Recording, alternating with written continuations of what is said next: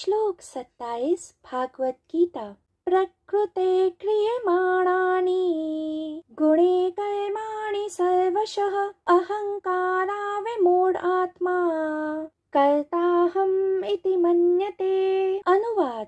वास्तव में संपूर्ण कर्म सब प्रकार से प्रकृति के 3 गुणों द्वारा किए जाते हैं, परंतु जिसका अंतःकरण अहंकार से भ्रमग्रस्त होता है, ऐसे अज्ञानी मैं करता हूँ ऐसा मानते हैं।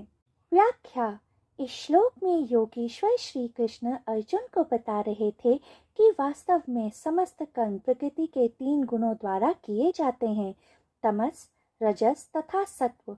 इन 3 गुणों को संशोधित किया गया है 4 तत्वों में, मानस, बुद्धि, चित्ता तथा अहंकार। 5 सूक्ष्म तत्वों में, आकाश, वायु, अग्नि, जल तथा पृथ्वी। 5 क्रिया के अंगों में, वाणी, पकड़, गति, पिंडी, मल।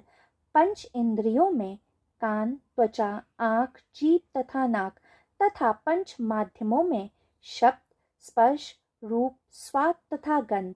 इस कारण मानव का भौतिक शरीर तथा उसके आसपास की सृष्टि प्रकृति का उत्पाद है।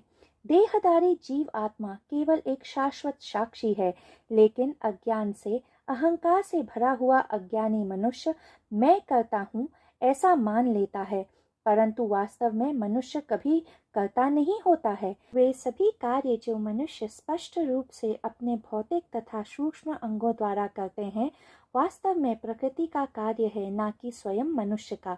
श्री कृष्ण अर्जुन को समझा रहे थे कि ज्ञानी मनुष्य इस अहंकार, इस माया, इस भ्रम, इस अज्ञान से बच जाते हैं, क्योंकि वे सत्य जानते हैं कि वे कर्ता नहीं है, वास्तव कर्ता प्रकृति है।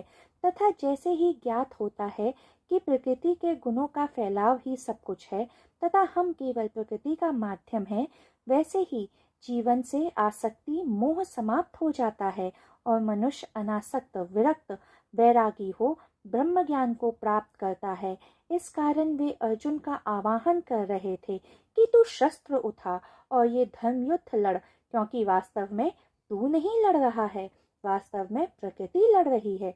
वे कह रहे थे कि ज्ञानी अपने निर्धारित कर्मों का निर्वाह करते हैं, लेकिन वे जानते हैं कि वे कर्ता नहीं है, तथा क्योंकि वे कर्ता नहीं बनते हैं, इस कारण वे जीवन के परम सत्य को प्राप्त कर पाते हैं।